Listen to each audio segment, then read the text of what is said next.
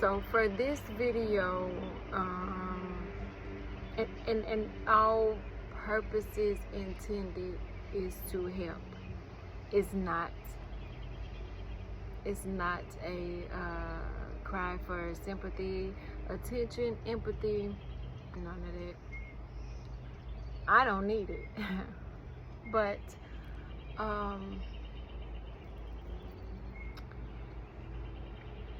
I was,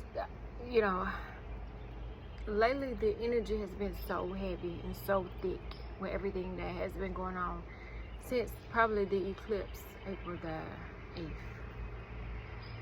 A lot of stuff has happened. A lot of the energy, a lot of, the dynamics have shifted, seriously.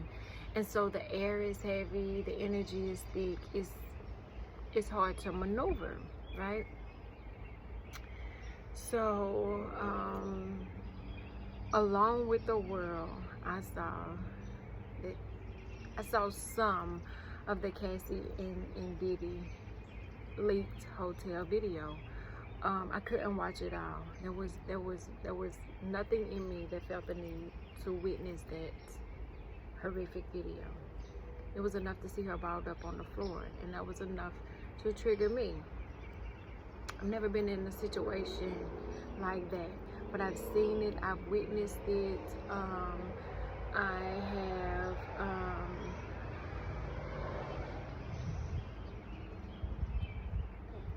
it's traumatic, it's triggering. And if you've watched anything that I've put out, then you know that I've really done a triggering series and went deep into finding out. Triggering means that you are no longer able to stay present within the moment. So that video sends us back to 1986, watching it as a little girl in the grocery store, being helpless, not being able to help. And then going through a co-parenting issue where we had to go to child support court. It didn't turn out into his favor, and he was upset. And some name calling, some threats going. Like, it was really sad, not only to witness but to experience. But the thing that hurt the worst is that my daughter was present. The name calling, I don't give a fuck about that. I been called worse. Ain't the first time, won't be the last time. And then, after going through that, it was triggering. But I'm at a point now, but I'm so peaceful that it wasn't going to disturb my peace. I'm gonna take it on the chin, and I'm gonna keep my head up, and I'm gonna go to the next one, and the next one, and the next one, and the next one, and I'm gonna see what else God has in store for me, because I left out not really phased, except for the fact that I hurt for my daughter. It was so traumatic that today I felt like I owe her some type of I'm sorry, some type of I wish you never had to endure what you went through yesterday. I never had to go through it. In the car, she played Mary J. Blige's My Life. If you look into my life and see what I've seen, and I was like, okay, I got it. I understand. I never had to witness that. I don't know what you felt like. I don't know. But what I do know is that I'm sorry for the role that I played in that unfortunate situation. And then I hung with the girls last night. I let out some steam. Had to take my hair down because I had a hair appointment today. And after the hair appointment, I was like, let me go do something nice for her. I ran and got the flower because this morning I did get up and tend to my flowers that I have, that I feel like I'm responsible for. This was something my daughter gave me. I don't know. I think it was Valentine. and I planted it in the bucket that the other daughter had given me last year, and the plant died. And so, you know, I was working with the plants, my other babies. And so I said, she has one that didn't make it in her room, and I was like, okay, so she needs something that she can tend to. But when I saw that they were two-tone, I knew that they were special. These had to be special roses, because you don't see very many two-tone roses. And as a matter of fact, it was only 2 left. But this one I chose because it had bloomed more and it was fuller. And I blew the horn when I pulled up, and when she came out, I gave it to her and I said, I'm sorry. And when I got to the salon, there was a domestic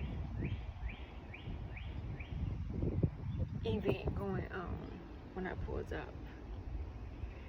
And the first thing that I thought was immediately jump in and defend. And then I was like, no, that's not what is the safest thing to do, because you still have mouths and lives to go home to. I'm sorry, birdies. They're like, get off the porch. We're trying to eat. So I couldn't do that. But then the incident was at the point where I pulled up. I don't know how long it had been going on, where he was really trying to get away. I don't know what happened before. She was fine afterwards. But then again, here's another triggering, like, you know, I don't know if you see my other video where I was like, okay, this ain't the first time, won't be the last time, but maybe if we start speaking out, and maybe we say, or we help, or we give somebody the strength to walk away.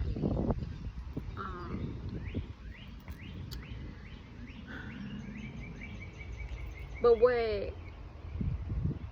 what has stuck out to me the most is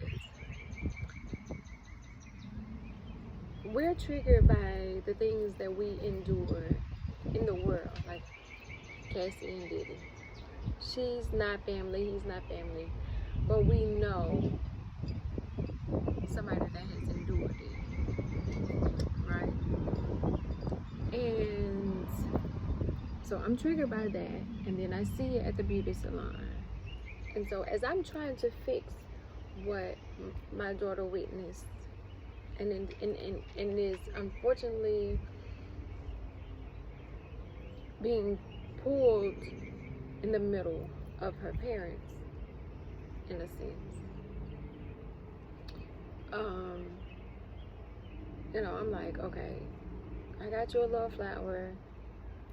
What about him? You know, you're gonna talk to him, y'all gonna have a conversation. She was like, I'm tired of talking. I'm tired of talking. And I'm like, okay, I get it. You know, but when I'm in the middle and I'm like, okay, I can't speak for you. He has to know what's bothering you, what's going on. And if you won't tell him, then he won't know. Nobody has the blueprint for how you deal with it in the middle, because here I am trying. I only wanted to make sure that I'm doing more than the bare minimum. The bare minimum when you have kids is just to feed them, clothe them, bathe them. I think feed them, clothe, bathe. Make sure they go to school. I think, you know, I think that's the bare minimum according to the law. I think, I don't know, because the bare minimum never occurred to me, because I didn't give birth to bare minimum as kids, as super kids. So the bare minimum doesn't cut it over here. And the agreement was, you know, we wanted them to be better, stronger, smarter, more well off than we were. And for the most part, they are. And so the way we raise them is supposed to be different. So I'm saying, okay, so how do we fix it? Like, how do we fix this? And they telling me, drop it. And as a mother, I'm like, I can't. If it's something that you and your father and your sisters and your brother can talk about and kind of come to a comment, and then pressing the issue makes them mad at me. However,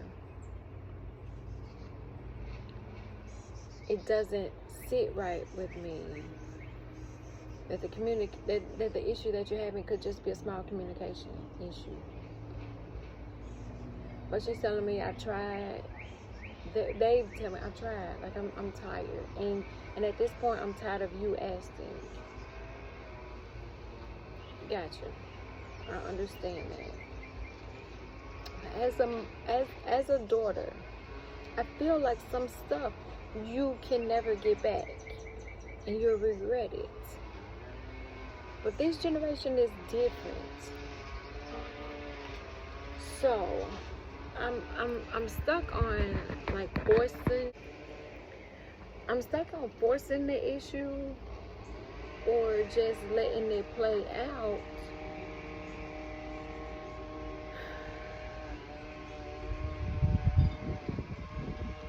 But nobody tells you how to do this. Like,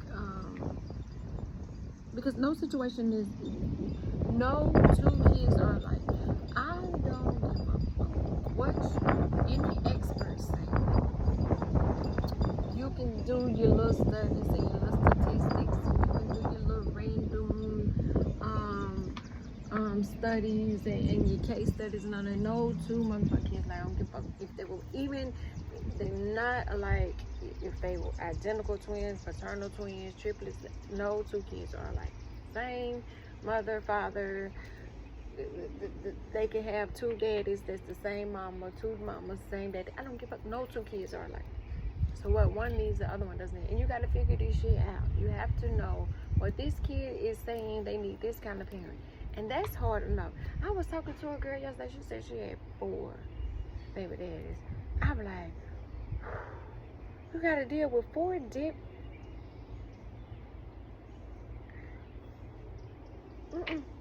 But she was like, I don't really deal with them. And that would be me. I'm not dealing with. I'm trying to figure out how to deal with one. They got 3 or 4 different personalities. You see what I'm saying? So more than one with more than one personality, and I would be all over the news. And that ain't what I want. I would never want to be all over the news because of that. But each child is different. When I say I want it different for them, I didn't have always the best father-daughter relationship and the best mother-daughter relationship either. And so that's what I wanted for them to have that. And so I've provided it, but in doing so, I do smother. I am the helicopter mama, baby. That is me. I am she. I've admitted to that. I don't have no problems with saying that. You can start an AA group and I'll tell you, I don't need AA, because it's true. Because raising kids in these days and time, you have to know where they at, who they with, what they doing, what they schedule say, when their location say they supposed to be up here, they supposed to stay over there, and who doing this and who over there. And you have to know those things, and not to do so is neglectful. And so one of the things that I signed up was not to be neglectful. So I'm about my business. But in doing so, you forget to live. You doing all of this. You the perfect parent that, you forget to live. And a lot of times, I had to realize this, that they are responsible for some of the choices that they make at their lives at certain ages. And you have to allow it. That's difficult. But I have, one's an adult, one's almost an adult. And the other one been here a couple of times before. But they get to the point where they're like, you lived your life, I'm living mine. You can't tell me what I can and cannot do. And that's true to a certain extent. You know what I'm saying? But you tried to tell them, well, I made that mistake, or your grandma made that mistake, or your father, or this, so you don't do it. And then they still like, the stove not that hot, I'm just going to touch it a little bit. And you're like, okay. And when you get burnt, I got burnt like that too, so I know the remedy. And so, my advice to you is that stove is hot. Don't touch it if you don't know how to play with fire, or if you don't have the proper, what is the cicada? Oh shit. If you don't have the proper protection to be, like, you can't be in that kitchen. If it's too hot, get the fuck out. You know? So if you can't touch the stove without getting burnt, I suggest you not touch the stove. But in case you do touch the stove, because I touched the stove, this is what you put on that burn, because that is going to burn you. And then we'll talk later. I try to keep them from burning themselves. But also I got the salve. I have the remedy. You know, I got the bandage for that. And so a lot of times we find ourselves picking them up. And sometimes you don't have to pick them up, because I am so amazed with the job that we have done, that they are the most amazing kids, that I don't really have that problem. But right now I'm thinking more emotional, like how can I make sure that you can avoid some of the emotional damage that being pulled between the two can cause. And I'm trying to facilitate, but it ain't my job to, but then it is my job to, but then I'm trying to protect the relationship that she and I have by not pushing that. And it's difficult, and nobody talks about how one traumatic episode triggers this, but also makes you get, like, Cassie and Diddy's situation, it was really extreme. And to think, they was like, oh, that ain't nothing, y'all ain't seen nothing, he really used to do Kim Porter some type of way. And what I'm thinking is, and y'all was standing around watching this morning, it was all I had my babies to think about. Be like, you can't jump into something because you don't know anything about it, and you don't know what could happen, and it ain't your business. Don't get out that car. But at the same time, he was already trying to lead the situation, so by the time I probably would have got ran over trying to get out, and he getting in the car. But then the situation with a child support court could have been a Diddy and Cassie situation reversed, because, you know, I'm licensed, and I'd be goddamn if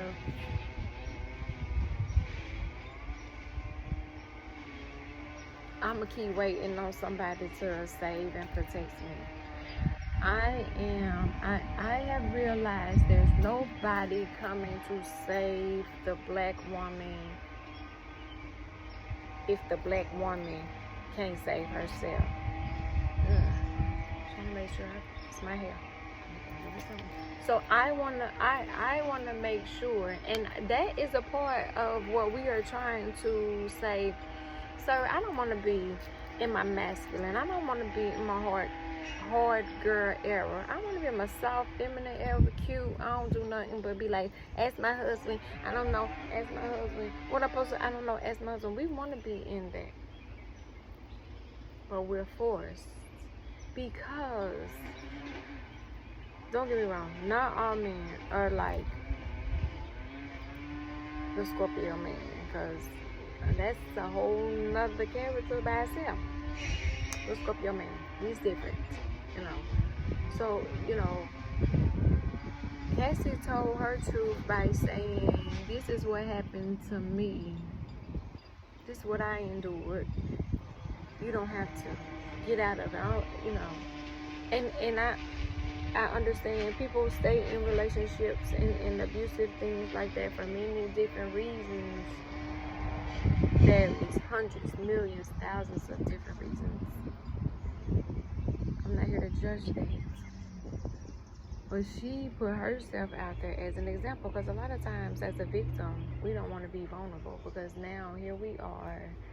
You know where my ugly skeletons are. You know when I was being abused, and then makeup was put on it, and you put me on the red carpet and put some drugs in me, and then told me, here. So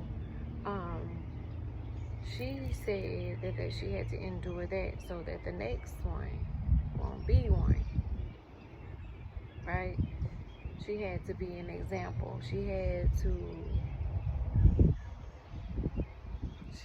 to crawl so that somebody else could walk, and then the next person could fly. And then maybe somebody will wake up and be like,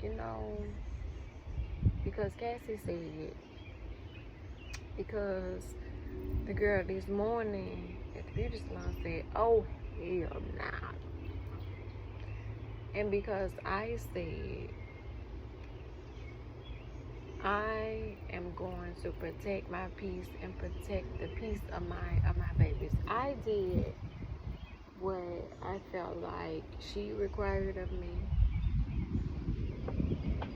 to apologize. It was sincere, and for me to leave it at that. And because the relationship that I have with my kids is the most important relationship that I can foster at this time, because I am single, I nurture that, and I take it for show, like 100% real. I don't play about that relationship with them. So I just continue to be, what do you call me, super mom, the super mom that I am. I wear that motherfucking cape with pride. It's not an S on my chest anymore for everybody else. The S just stands for super mom, and I'm about to take the S off and just be the motherfucking mom.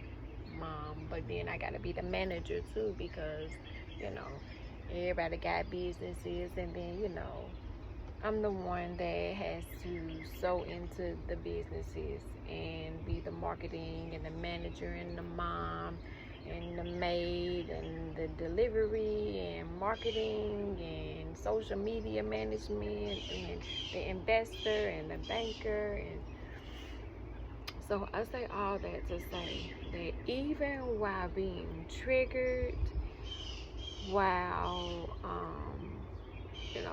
fighting things that I never thought that I would have to endure in the presence of my kids,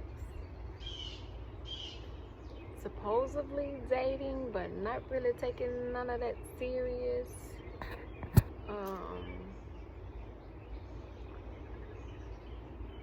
but also trying to break these generational curses to make sure that my lineage, when it continues, that the relationships are stronger, they are healthier, and then that way that generation is much more solidified and legacy fulfilled.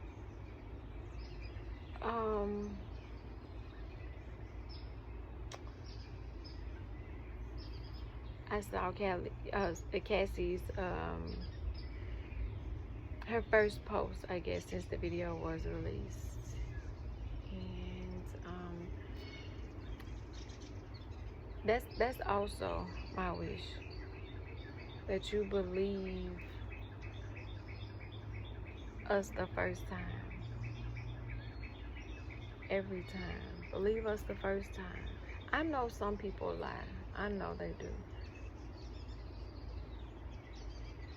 But you have experts that can tell. You can read body languages. You can read facial expressions. You can tell when somebody is lying. Or I can anyway. But we want you to believe us. Stop making us a victim again.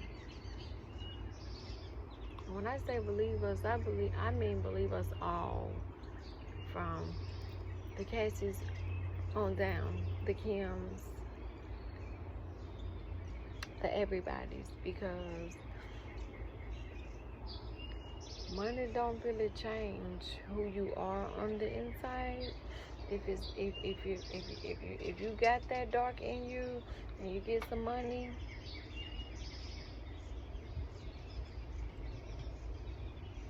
yeah. And so a narrative was able to be painted of what we wanted to see and not what was really there. And so I urge you, maybe my plea isn't that you believe us the first time, do your job enough to give us the justice we deserve. If you do your job and you investigate and you know, earn that paycheck, then everything else should come out in our favor. I know it doesn't always happen like that, but believe us. Do your job. Protect us. I don't know, like us, love us. Just stop hurting us.